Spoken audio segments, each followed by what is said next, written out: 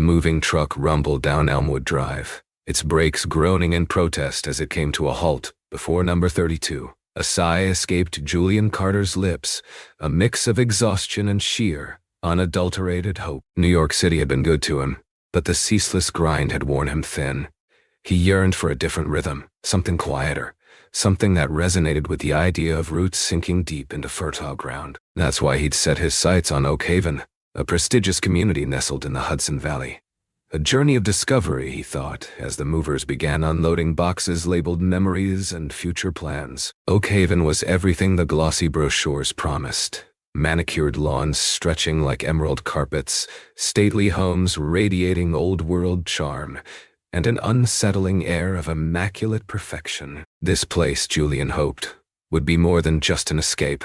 It would be a haven where he could finally breathe. Buying this house was more than purchasing a home.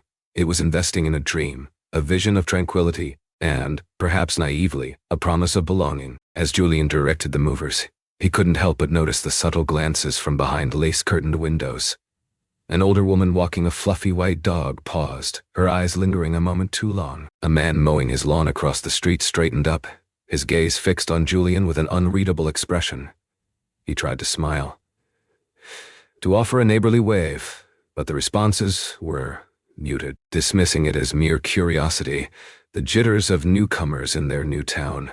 Julian refocused on the task at hand, hoping that the unsolved mystery of their silence wouldn't turn into a thrilling story of some kind down the road. This was a new beginning after all, and he was determined to embrace it with open arms. Barely had the last box been wrestled inside when a sharp knock echoed through the house. Julian, still dusted with moving debris, opened the door to a woman who exuded a crisp, almost starched, air. "Barbara Sterling," she announced, her smile tight and practiced. "President of the Oak Haven Homeowners Association." She extended a hand, and Julian shook it, noting the firmness of her grip. "Julian Carter, welcome to the neighborhood, I presume?" Barbara's gaze flickered past him into the still unsettled entryway. "Indeed. I wanted to personally deliver these," she said, handing him a thick stack of documents bound with a pristine blue ribbon. "The HOA covenants, bylaws, architectural guidelines, everything you need to know to become a valued member of our community." The "or" hung in the air, ever so slightly emphasized. Julian accepted the documents, the weight of them almost symbolic. "Thank you," he said, trying to project genuine warmth. "I appreciate you taking the time." "It's my pleasure," Barbara replied, though her tone suggested otherwise. "We take great pride in maintaining the standards of Oak Haven. I'm sure you understand." Her eyes glinted slightly. "I trust you'll find everything in order. Don't hesitate to contact me if there's any question. I make myself very accessible." She smiled again, one that didn't quite reach her steel-gray eyes, a brief statement before turning and heading back down the walkway, leaving Julian with a feeling that the warm welcome was not coming anytime soon, and that this new neighbor was not the friendliest kind you want to make. It began subtly, almost comically. A bright yellow notice affixed to his trash can declared the lid was not securely fastened, despite Julian having wrestled it closed just hours before. Then came the email, a crisp digital reprimand stating that his hedges, though neatly trimmed, exceeded the approved height by a mere half-inch. The final straw arrived in the form of a handwritten note slipped under his door. His welcome mat, a simple home sweet home design, was deemed inconsistent with the aesthetic unity of Elmwood Drive, and required immediate removal. At first, Julian chuckled, chalking it up to overzealousness.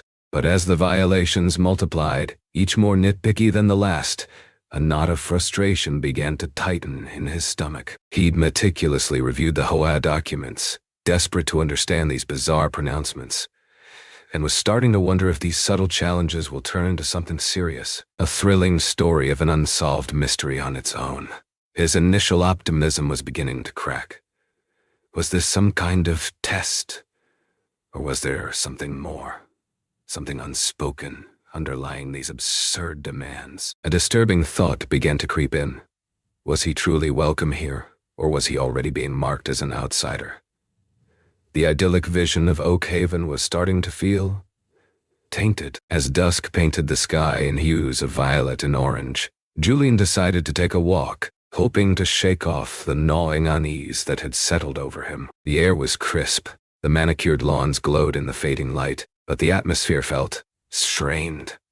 As he strolled down Elmwood Drive, he became acutely aware of the subtle shift in his neighbor's behavior. A group of women chatting on a porch fell silent as he approached, their smiles fading like dying embers. A man watering his flowers averted his gaze, pretending to be engrossed in the delicate petals of his petunias. The most unsettling moment came when a young mother, pushing a stroller, crossed the street abruptly as Julian neared, her eyes fixed on him with an almost fearful expression. Whispers seemed to follow him like shadows, rustling through the leaves of the ancient oak trees that lined the street. He couldn't quite make out the words, but the hushed tones and sidelong glances were unmistakable. A journey of discovery, he'd told himself, yet all he was discovering was his increasingly lonely journey. Julian felt like he was under constant scrutiny, trapped in an invisible neighborhood watch where he was the prime suspect. This picturesque community felt less like a welcoming haven and more like a gilded cage, where the bars were made of silence and suspicion. He knew now that his thrilling story here wasn't going to happen. The weight of this realization pressed down on him, heavier than any box he'd unpacked that day. Julian couldn't shake the feeling that he was being unfairly targeted. The petty violations, the averted gazes. It all felt too deliberate, too personal. He wasn't one to back down from a challenge, especially when it felt like an injustice brewing. So, instead of sending a futile, pleading email, he decided to fight fire with a focused dedication. He would document it all. Armed with his phone, Julian began a systematic patrol of Oak Haven, transforming himself into a meticulous, if somewhat reluctant, detective. He photographed the cracked shutters at the Hendersons' place, the overgrown ivy snaking its way up Mrs. Gable's chimney, the garish plastic flamingo inexplicably adorning the Miller's lawn. Each image was carefully cataloged in a digital file, labeled with the address and a detailed description of the infraction. As he gathered evidence, Julian began to see a different side of Oak Haven, a side that was far from the pristine image it projected. He discovered that the seemingly perfect lawns were often riddled with weeds, that the stately homes had peeling paint hidden around back, and that the carefully curated aesthetic was more a suggestion than a strict rule. What began as an act of self-defense soon evolved into something more. Julian started learning about his neighbors, their quirks, their habits, their carefully concealed imperfections. He saw the hypocrisy, the selective enforcement, and the unspoken code that seemed to govern Oak Haven. The thrilling story that this place would be turning into, he hoped, would bring more to the table as an unsolved mystery. He began to understand that his fight wasn't just about trash cans and hedges. It was about challenging the very foundation of this seemingly perfect community, and that, he knew, would be a journey more challenging than any he had ever undertaken. The email arrived on a Saturday morning, shattering the fragile peace Julian had managed to cobble together. Subject: non-compliant porch furnishings. His simple wicker chairs and small wooden table, he learned, were deemed inconsistent with the architectural guidelines regarding outdoor seating. This felt personal. These were items of comfort from his past life in New York City, and he was told he has to get rid of it so his new neighbors wouldn't be offended. His blood boiled. He slammed his laptop shut, a wave of anger washing over him. He wasn't just fighting a neighborhood. He was fighting a system, and he was very close to losing it. Later that day, his sister Maria called. She could hear it in his voice. The suppressed rage, the simmering frustration. "What's going on, Jules?" she asked, her tone laced with concern. He hesitated, then spilled the whole story. The violations, the whispers, the feeling of being constantly watched. "They're targeting you, aren't they?" Maria said, her voice hardening. "That's what it feels like," Julian admitted. "It's so petty, so ridiculous, but it's wearing me down." "Don't let them," Maria insisted, her voice filled with fierce protectiveness. "Don't let them win. You deserve to be there as much as anyone else." "I know," Julian sighed. "But it's hard, Maria. It's exhausting." "Then fight back," she said, "but fight smart. They want you to react, to lose your cool. Don't give them the satisfaction." Their conversation was a beacon. Julian knew Maria was right, and a new resolve began to burn within him. He wouldn't break. He wouldn't be driven out. This was the moment he was going to stop at. "You will take charge in this thrilling story to discover what is worth fighting for." The question was, how? Julian was tending his garden, attempting to find some measure of peace amidst the ongoing drama, when Barbara Sterling appeared at the edge of his property, her face set in a rigid line. "Julian," she said, her voice tight, "we seem to have a situation." He straightened up, wiping his hands on his jeans. "What is it now, Barbara?" he asked, trying to keep his voice level. She held out a clipboard, a form clipped to its surface. "The HOA has received concerns regarding your residency." Julian raised an eyebrow, a flicker of annoyance crossing his face. "Concerns? What kind of concerns?" "There have been reports of unusual activity," Barbara continued, her gaze unwavering. "Different cars coming and going at odd hours. Deliveries. At all times of the day and night. Some residents are questioning whether you are, in fact, the owner of this property." Julian felt a surge of anger, a burning humiliation rising within him. Are you serious?" he asked, his voice barely a whisper. Barbara pressed on. "Therefore, to address these concerns, the board requests that you submit proof of ownership. A copy of your deed, perhaps? The audacity of it?" Julian's hands clenched. Barbara's actions are just another piece of the unsolved mystery that he cannot solve. He was no longer fighting petty rules. He was fighting a calculated attack on his character, his reputation, and his very right to belong. Later that evening, as Julian sat on his non-compliant porch, mulling over Barbara's outrageous demand, a figure approached hesitantly from across the street. It was Lisa, the young mother who had crossed the road to avoid him just days before. She shifted nervously, clutching a small casserole dish. "Hi, Julian," she said, her voice barely audible. I wanted to bring you something." Julian stood up, surprised. "Lisa, right? That's very kind of you, but it's just a casserole," she interrupted, offering a weak smile. "My grandmother's recipe. It's comfort food." He accepted the dish, a flicker of warmth spreading through him. "Thank you," he said sincerely. "I appreciate that." Lisa fidgeted, avoiding his gaze. "Look," she said, "I wanted to say that not everyone in Oak Haven feels the way the way Barbara does." Julian tilted his head, intrigued. "Oh," Lisa hesitated, glancing around as if afraid of being overheard. "She can be a bit overzealous," she said, choosing her words carefully. "And some of us don't always agree with her methods." She didn't elaborate, but her message was clear. There were others in Oak Haven who disapproved of Barbara's actions. "I hope to hear some thrilling story that will go against Barbara," Julian thought. "But it may be just another unsolved mystery to dwell upon." "Anyway," Lisa continued, her cheeks flushing, "I just wanted you to know that. Welcome to Oak Haven, Julian. I hope things get better." With that, she turned and hurried back across the street, leaving Julian with a glimmer of hope and the comforting aroma of homemade casserole. He had an ally, however silent, and that made all the difference. The certified letter arrived midweek, a thick, ominous envelope bearing the imposing letterhead of a prestigious law firm. Julian felt a cold dread creep up his spine as he tore it open, his hands trembling slightly. Inside, the words leaped off the page, each sentence a calculated blow.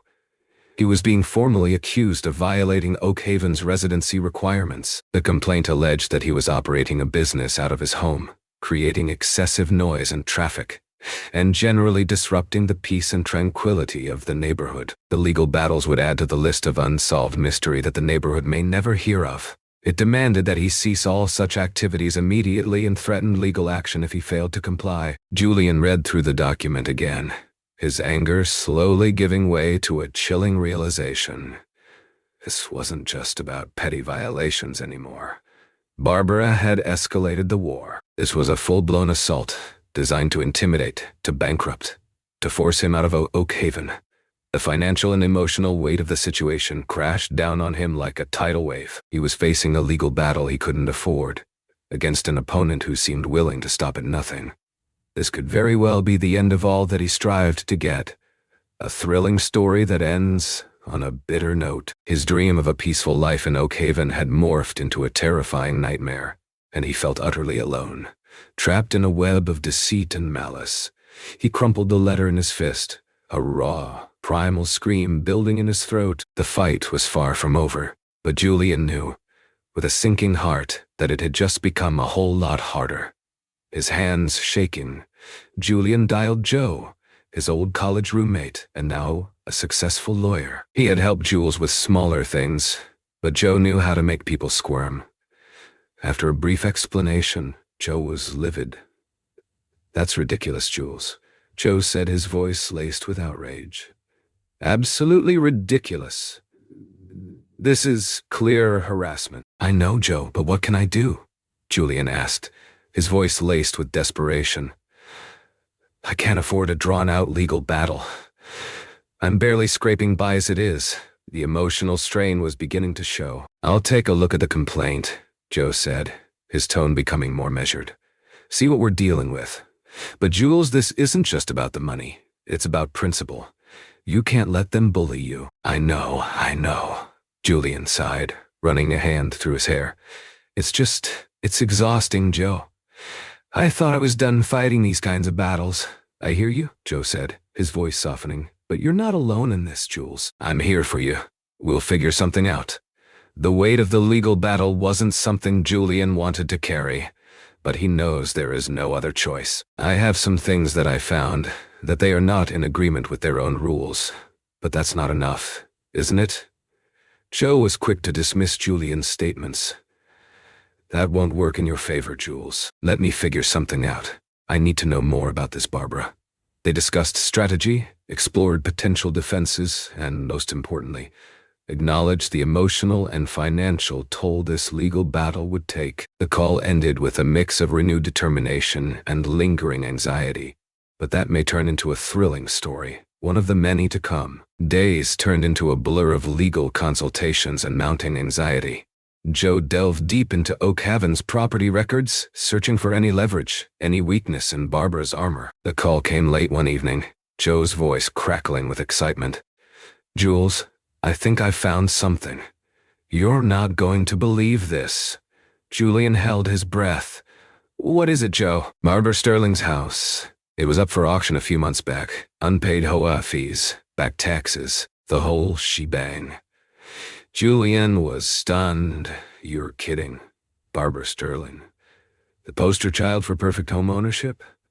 "Not kidding," Joe confirmed. "The bank ended up taking it back. But get this. Someone bought it at auction. A shell corporation hidden behind layers of paperwork. And," Julian prompted, his heart pounding. Joe paused for effect. "And I just traced that corporation back to you, Jules. Or rather, one of your trust accounts." A wave of realization washed over Julian, followed by a surge of exhilarating triumph. He had unintentionally purchased Barbara Sterling's house, a twist of fate so bizarre and poetic, it felt like something out of a movie. But that will be a thrilling story to tell, that's for sure. This information could be the key to turning the tables, to exposing Barbara's hypocrisy and unraveling her carefully constructed facade. The hunted had just become the hunter, and the game had just changed completely. The upcoming HOA board meeting was looming, and Julian and Joe were meticulously plotting their next move. The easy path would have been to simply present the deed to Barbara's house, effectively neutralizing her legal challenge and forcing her to back down. But that wasn't enough for Julian. He wasn't just interested in defending himself. He wanted to expose Barbara's hypocrisy, to dismantle the system of prejudice and control she had cultivated in Oak Haven. "We could just drop the bomb and walk away," Joe suggested. "Let her squirm. It would solve your immediate problem." "No," Julian said, his voice firm. "That's not enough. I want everyone to see what she's been doing. I want them to understand that this isn't just about me. It's about the kind of community they want to live in. It's risky, Jules," Joe cautioned. "It could backfire. People don't like having their comfortable world disrupted." "I know," Julian said, his gaze unwavering. "But sometimes you have to take a risk to do what's right." They mapped out their strategy, carefully planning each step. Joe would handle the legal aspects, presenting the evidence and challenging Barbara's accusations. Julian would focus on the human element, sharing his experiences and appealing to the consciences of his neighbors. And that would for sure be the thrilling story that he will never forget.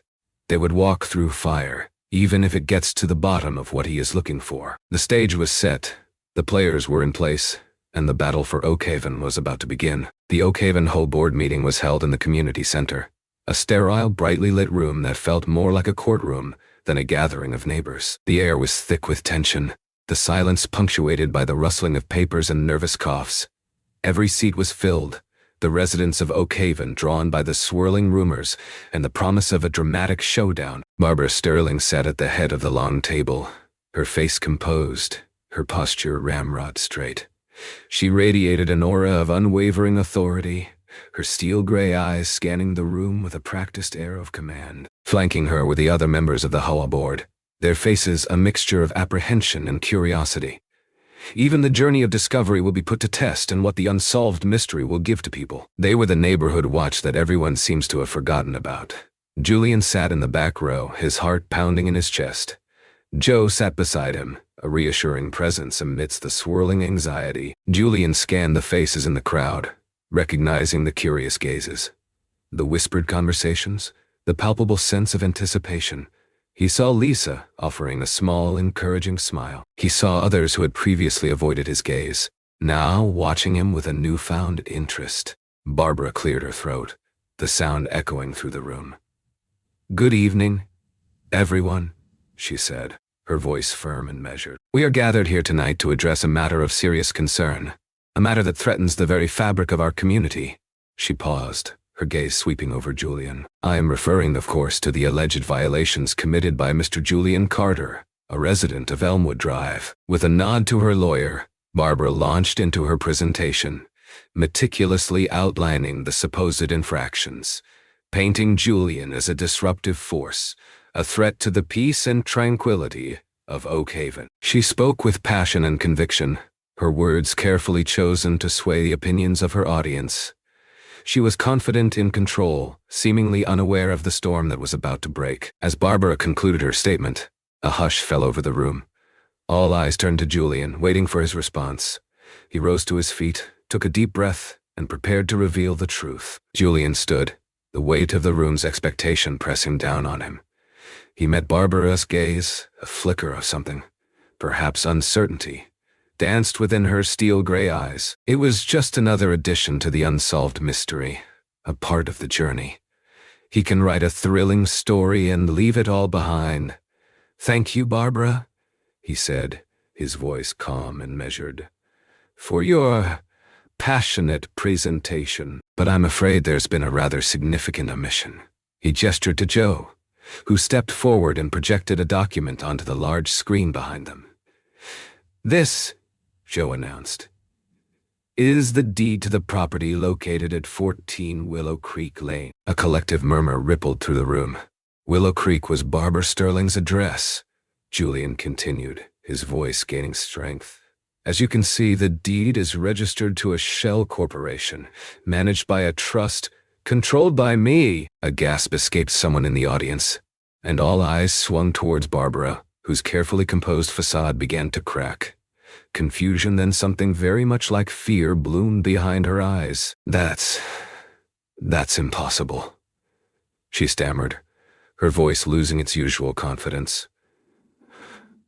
"Perhaps you weren't aware," Julian said, his voice dripping with a carefully controlled irony. "The property was foreclosed upon a few months ago due to unpaid fees." "I purchased it at auction." He paused, letting the full impact of his words sink in. "So, to answer your earlier concerns, Barbara, yes, I am the legal owner of my home. And yours?" Joe then displayed a series of documents outlining the legal complaint Barbara had filed, highlighting the false accusations and the thinly veiled attempts to harass and intimidate Julian. "These actions," Joe stated, his voice ringing with authority, "constitute a clear abuse of power and a blatant disregard for the truth." The silence in the room was deafening. All eyes were fixed on Barbara, who sat rigid and pale, her carefully constructed world crumbling around her. The power dynamics had shifted, the hunter now the hunted, the accuser now the accused. This was the high-stakes, thrilling story, and Barbara, it seemed, was now the one living a nightmare. Julian can take the helm, but how? The stunned silence following Julian's revelations was broken by whispers, nervous coughs, and the rustling of clothes as the residents of Oak Haven shifted uncomfortably in their seats. The weight of their collective silence, their complicity in Barbara's actions, settled heavily in the room.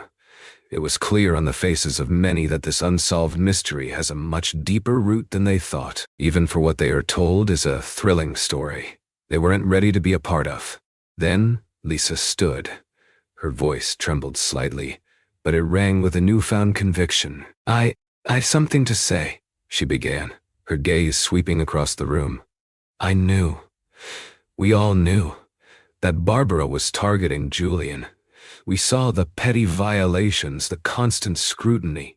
We heard the whispers, the things that were said. Things that were said. She paused, her eyes glistening with tears. We were afraid of Barbara, afraid of disrupting the peace, afraid of being next. She shook her head, her voice thick with shame.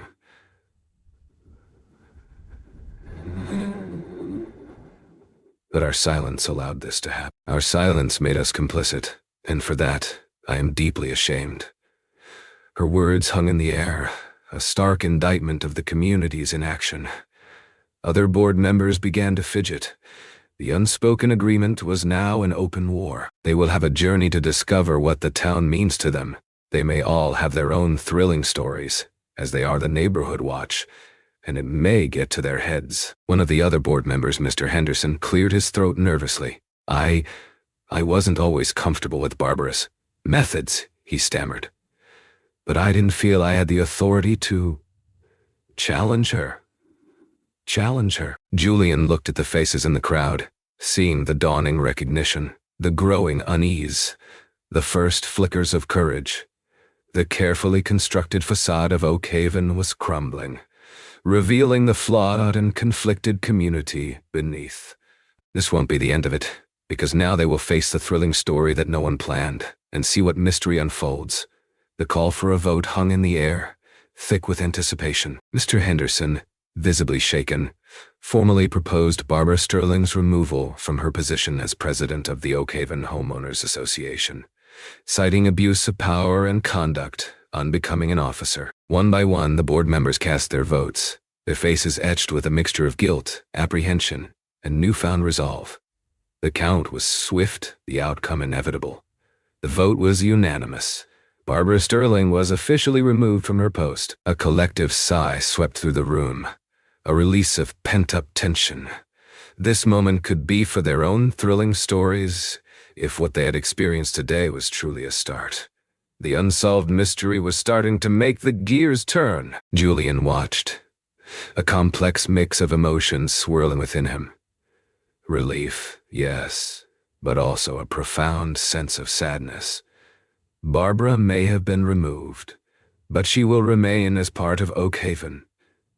Barbara sat motionless, her face a mask of cold fury. She had been dethroned, her carefully constructed empire reduced to rubble. No one in the board has the ability to relate and talk about her, but it's just a part of the game. As the meeting adjourned, Julian lingered, surveying the scene. The air was still charged, the faces of his neighbors reflecting a mix of hope and uncertainty. He had won, but at what cost? The damage was done, the trust broken, the community fractured. This thrilling story did not seem worth it. The journey of discovery felt wasted, and even the unsolved mystery no longer mattered. He knew that the path to healing would be long and arduous, but he also knew that it was a path they had to take, together, if Oak Haven was ever to become the community it was meant to be. He needed them to have their own moment so that the guilt would be gone, and to create a path for the neighborhood watch to stay. Julian was tending his garden a few days later, attempting to reclaim some semblance of normalcy, when a familiar car pulled up to the curb. Barbara Sterling emerged, her husband, Charles, trailing behind her like a shadow. The last thrilling story had led to a massive conflict, and it's an unsolved mystery what she will do next. They approached him hesitantly, their faces etched with a mixture of anger and desperation. Julian straightened up, bracing himself for another confrontation. Even the neighborhood watch had to go through this. Julian, Barbara began, her voice tight with barely suppressed emotion. We need to talk about the house. I thought we'd said everything that needed to be said, Julian replied, his voice cool. We're prepared to make you a fair offer, Charles interjected, his tone pleading. Naming your price, Julian shook his head. This isn't about money, Charles. It's about what you did, what you tried to do. We made a mistake, Barbara said, her voice softening slightly. We were wrong. Please, just sell us back the house. It's been in our family for generations. The board member will have to deal with this guilt if they are to remain. Julian looked at them, seeing the raw desperation in their eyes. For the first time, he saw them not as adversaries, but as flawed, vulnerable human beings. I'm sorry, Barbara, he said, his voice firm but not unkind. I'm not selling. You're doing this out of spite, Barbara exclaimed, her anger flaring. You're trying to destroy us. No, Julian said, his gaze unwavering. I'm simply holding you accountable. You wanted to control my life, to take away my home. Now you have to face the consequences of your actions. A journey to discover something had to have a closure. He turned back to his garden, signaling that the conversation was over. Barbara and Charles stood for a moment longer, their faces etched with a mixture of resentment and defeat. Then, they turned and walked back to their car, leaving Julian alone in the quiet solitude of his garden, the weight of their desperation heavy in the air. In the unsolved mystery, he had to consider his next choice and let the thriller story play out. Weeks passed, filled with the quiet labor of rebuilding trust and mending fences in Oak Haven. The removal of the HOA president seems to have stirred something in the neighborhood watch. Julian found himself tentatively welcomed, offered small gestures of friendship, a wave, a brief greeting, small tokens. But the past lingered, a shadow clinging to the manicured lawns. That will remain one of Oak Haven's unsolved mystery. One evening, as the sun dipped below the horizon, casting long shadows across Elmwood Drive, Julian found Barbara waiting for him on his porch. This will be part of Julian's journey of discovery, and a scene that he will add to the thriller story of Oak Haven. He stopped short, surprised and wary. Barbara, he said, his voice cautious. What do you want? Her face was haggard, her eyes filled with a desperate intensity. I needed you to understand, she said, her voice raw with emotion. Understand what? Julian asked, his arms crossed. Why I did what I did, she said, taking a step closer. It wasn't about you, Julian. Not really. It was protecting Oak Haven. Protecting it from what? Julian challenged. From change. She cried, her voice rising. From the outside world creeping in and destroying everything that made Oak Haven special. Her words were fueled with emotions from anger, frustrations, and desperation. You were afraid, he said softly. Yes, Barbara exclaimed, her voice cracking. Terrified. This community. It's been my life. My family has been here for generations. We built this. We nurtured it. We created something. Perfect. But nothing is perfect, Barbara, Julian countered. And change is inevitable. But I didn't want it, she cried, tears streaming down her face. I didn't want anything to change. I thought if I could just control things, keep things the way they were, I could protect it. I thought I was doing what was best. This is a thrilling story from her lens. Julian sighed, the weight of her fear pressing down on him. You were wrong, Barbara, he said softly. You can't control people. You can't stop change. And trying to do so only leads to pain and destruction. With that, Barbara turned and walked away, disappearing into the gathering darkness, leaving Julian alone with the haunting echo of her fear. A few weeks later, Julian noticed a moving truck parked in front of the Sterling's house. He watched from his window as Barbara and Charles emerged, their faces drawn and weary, carrying boxes filled with the remnants of their lives. Julian felt a pang of sympathy, a sense of sadness for their loss. It could have been avoided and will serve as one of the thrilling stories to tell. The possessions they carried out were relics of a life lived within the carefully constructed walls of Oakhaven. The antique clock, the porcelain dolls, the framed photographs of generations past. Each item spoke of tradition, stability, and a desperate clinging to the way things used to be. Barbara carefully supervised the movers, her movements precise and controlled, a faint echo of her former authority. Charles, his shoulders slumped, seemed lost in his own thoughts, his gaze fixed on the ground. As they loaded the last of their belongings into the truck, Barbara paused, looking back at the house she had called home for so long. A flicker of emotion crossed her face. Regret, perhaps, or maybe just a lingering sadness. The truck rumbled to life, pulling away from the curb and disappearing down Elmwood Drive. Julian watched until it was out of sight, a sense of quiet finality settling over him. The unsolved mystery that plagued the residents of Oakhaven seems to have lost a great deal of power. Barbara Sterling was gone, but her legacy, her fear, and her actions would continue to resonate in Oakhaven for a long time to come. Whether these become thrilling stories for some, or lessons to be taught, it remains to be seen. He hoped now they will finally start to learn. With Barbara gone, the atmosphere in Oakhaven began to shift. The HOA, under new leadership, started to address long-neglected issues. Crumbling sidewalks, inadequate street lighting, the need for a community garden. Neighbors, tentatively at first, started reaching out to Julian. A wave, a brief hello, an invitation to a neighborhood barbecue. The ice was slowly melting, and a new kind of connection was beginning to form. Not all thrilling stories can be said, but it's the little victories that count. It's the journey of discovery that will keep them learning. One afternoon, Lisa approached Julian with a nervous smile and a plate piled high with homemade cookies. "I know it's not much," she said, "but welcome to the neighborhood, Julian." For real this time. He smiled back, accepting the plate. "Thank you, Lisa. That means a lot." The gesture was small, but it was a symbol of something larger. A community beginning to heal, to accept, to move forward. The end of a thrilling story that leads to another. The shift of the Oakhaven neighborhood watch has begun.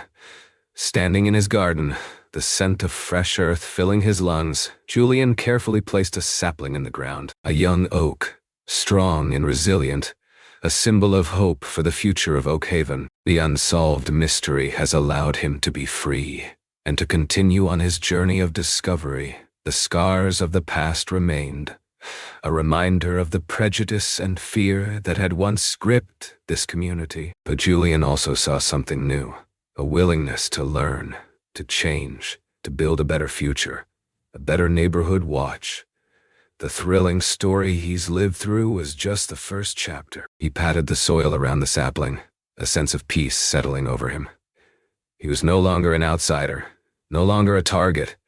He was a member of a community, imperfect but striving, and that was something worth fighting for. The oak, planted with hope and watered with resilience, would grow, its roots sinking deep into the soil of Oakhaven, a testament to the enduring power of change and the promise of a new beginning. The tale of Julian in Oakhaven offers potent lessons for navigating life's complexities. First, don't let prejudice define you. When faced with unfair treatment, channel your energy into understanding the situation and strategizing a measured response, rather than succumbing to anger. Secondly, silence is complicity. Challenge injustice when you see it, even if it feels uncomfortable. Small acts of support can empower others and create meaningful change. Consider how you might gently voice dissent in a workplace meeting, or offer encouragement to someone facing discrimination. Thirdly, expect change and protect yourself by preparing. When things change, the goal is to get ready for what's coming so that you are not taken by surprise and left behind. Finally, true strength lies in community. Build relationships, seek allies, and remember that you're not alone in your struggles. Connecting with others provides support, perspective, and the collective power to overcome adversity. Embrace these insights and embark on your journey toward becoming a more resilient, compassionate, and impactful version of yourself.